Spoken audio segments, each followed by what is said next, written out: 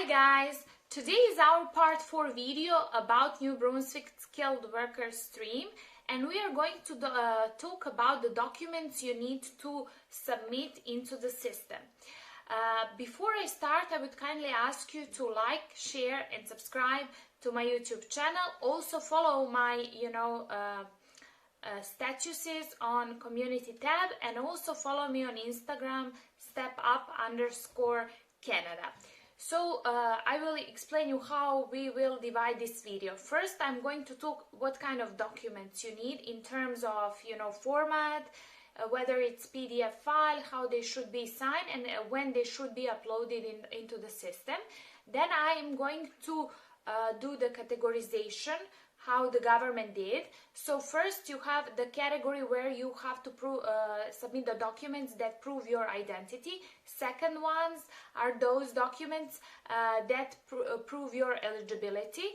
Third are those documents that prove your work employment history.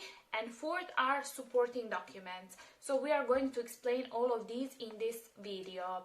So let's talk first about the format. Your documents have to be in PDF. So all the documents have to be in PDF, and they have to be professionally scanned. Don't do with your phone like, you're trying to scan it and then, the document is not straight. It's like this. I hate when I'm getting these.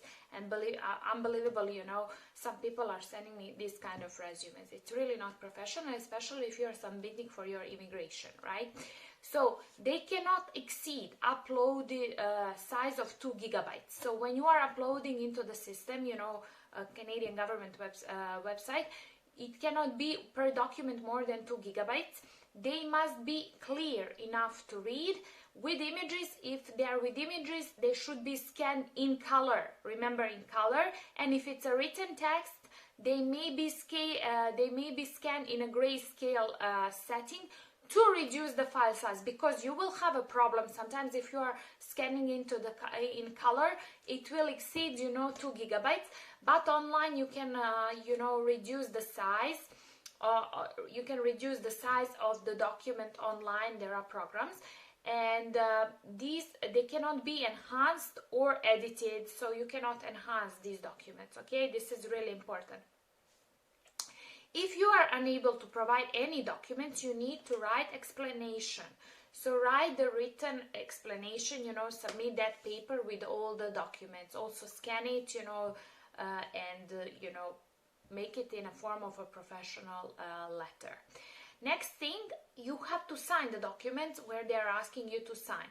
So what I would do, you can do electronically sign, but I prefer, signing in a handwritten signature. So I would fill everything in PDF, online, and then I would print it, I would sign it, and then I would professionally scan it. Okay. And then the thing that lots of you are confused and are asking, documents need to be translated either in English or French if they are not in these languages, and you need to put the original as well. So let's say you are from Germany, so if it's in German, right, you need a German original document, and then you need like a translation of that document. It's really important for you to understand this, and it cannot be translated by your coworker, somebody who speaks English or French. That's not how it should be done. You have to go to a certified court translator. That's a regulatory body. In each country they have these. And I don't know, it depends per country how much they will charge you, but let me tell you something, it's an expense if you have a lot of lots of documents to translate. Because I know when I moved, luckily my mom she is an English professor, so she has like connections, and she has friends who studied with her, and they have this license to be certified translators. So I didn't pay as much, but it's a lot, it's a lot of money, if you have a bunch of paper to translate. And usually, how the bureaucracy is, they are always asking for these documents. Okay, so we are going to talk now about the first category of documents, and those are the prove your identity. So you need birth certificate, and then if you are married, you need marriage certificate. If you are divorced, you need a divorce certificate. God forbid if somebody died, like, you know, you're widowed, you need a death certificate. Now I want to talk about common law union. If you have a common law partner, complete and include an original IRCC statutory declaration of common law union form IMM 5409, and include evidence that you have cohabited with your partner for a period of at least 12 continuous months. So you have to prove you were living with that person for at least a year. Provide the following documents that are listing both your names, joint accounts. This is a little bit tricky, copy of joint accounts, because I know for a fact there are countries that do not have a joint account, you know. So what do you do in those cases? You give permission for your, you know, common law partner to use your account, and then you can, you can put some money and withdraw the money. You know, you go once in a bank and then you put the money, and next time he withdraws the money, or something like that, and you are saving the copies, you know, because this is something that will prove that you are, you know, that you have an account together, because you are sharing this account. Because I am telling you from a personal experience, I know there are countries that do not have a joint accounts. So this is how you need to prove that you were living together. Then copies of leases. Leases, if you have, like, for example, if you're living in a rental unit, and both of you are living there, make sure both of your names are there. I know it's a common practice to put only one partner, but, you know, if you are planning to move somewhere, I would include another person as well, that he or she is living on that address. Utility bills, you know, sometimes utility, let's say internet is on your name, I don't know, electricity is on his name. This is perfect, you know, to prove that you're living together. I mean, this is complicated, you know, when you are in common law union and you have to prove, because, you know, I know the cases in some countries, even if the people are having a children together, you know, they are asking for all these stupid documents, which, you know, I can understand also why countries are doing that.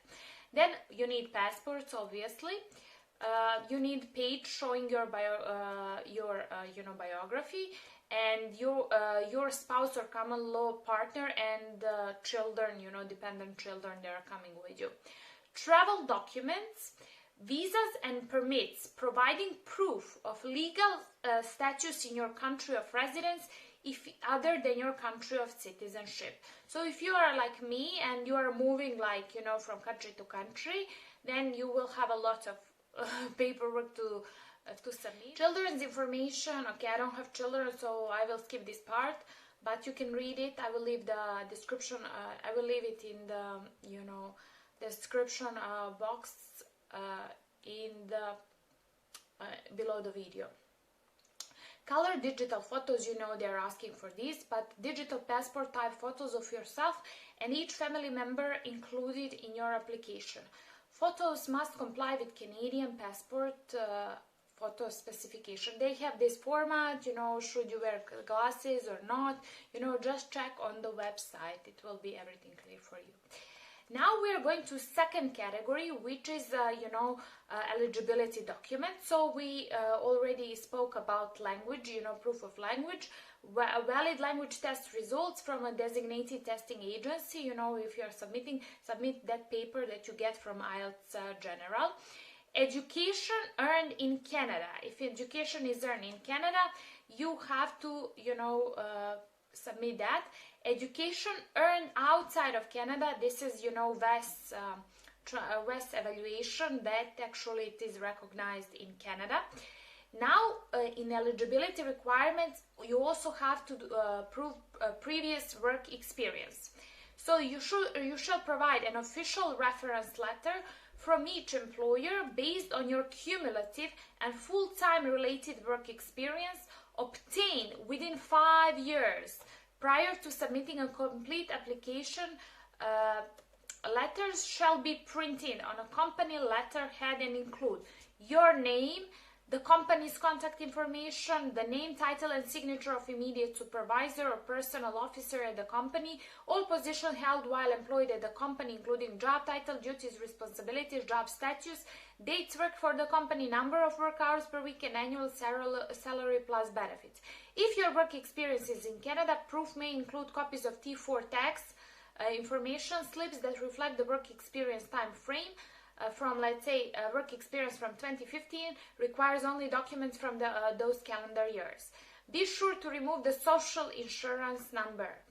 If your work experience is based on self-employment, you must provide official documents from independent third parties. So if you're self-employed, it is also counting if you can prove, like, for example, from your clients or something like that you were working on the project, for them. For me, it's really important for you to understand that, this recommendation letter from your ex-employer has to be, in this form that they wrote. This is what I'm doing, and also I can work with your employer, and fix it according to the standards and program you are applying for, so we can, so they don't refuse you because of this. I love this adaptability. So if you're claiming points for adaptability, you must provide the following: work experience, an official reference letter from each New Brunswick employer you work for, education, provide proof of having successfully completed post-secondary education and accredited institution in New Brunswick, language, valid test results, family, provide certified copies of birth certificates and notarized kinship certificate of the relative in Canada, record of landing, confirmation of permanent residence or permanent resident card, proof of citizenship such as photocopy of pages of a Canadian passport or Canadian citizenship card and copies of employment letters, driver's license, or ownership of property, lease, etc.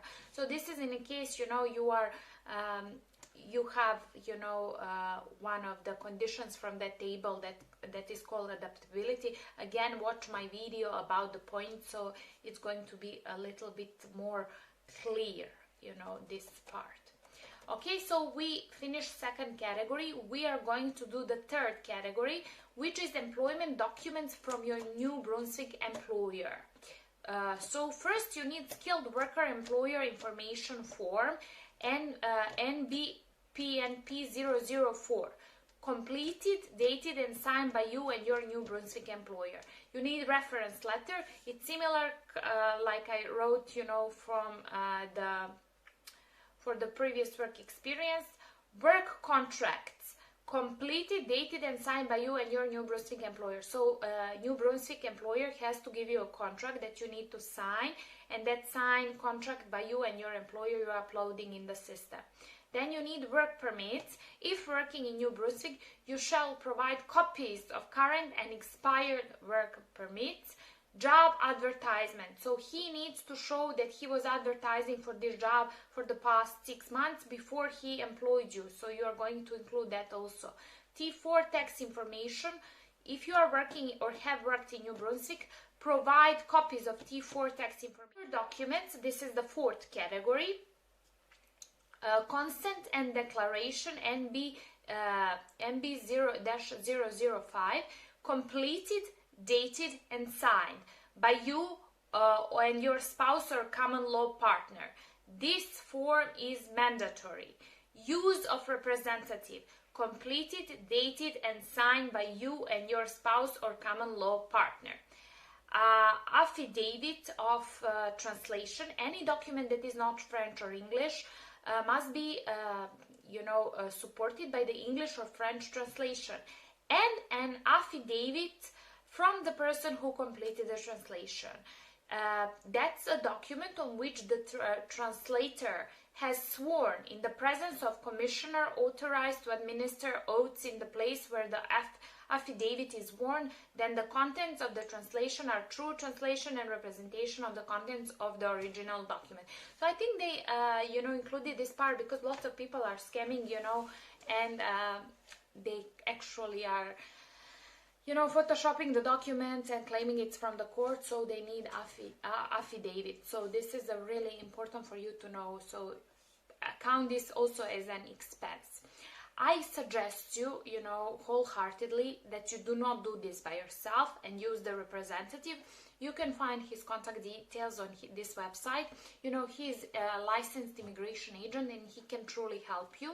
He's located in Vancouver. You can check his license number and check if he's legit, on the government's website. Check how to do it on this video. And, just don't do this, because to be honest with you, a lot of people are asking me, why don't you get the license to be immigration agent? I said, because it's boring. I'm so bored with all these documents. I don't enjoy filing these documents and thinking about it. I enjoy helping people find a job, preparing them for a job interview, fixing their resume, cover letter, preparing them for IELTS. I love this interaction with people, but if I just have to fill the paperwork, you don't have that human contact. I don't see it. It's not my personality. So yeah, so now you got the answer, so don't stop asking me for legal questions. That's this immigration agent that I'm collaborating with. So again, I want to thank you so much for watching my videos, and don't forget to like, share and subscribe to this video, and contact me if you want me to help you to get the job in Canada. Thank you again. Bye.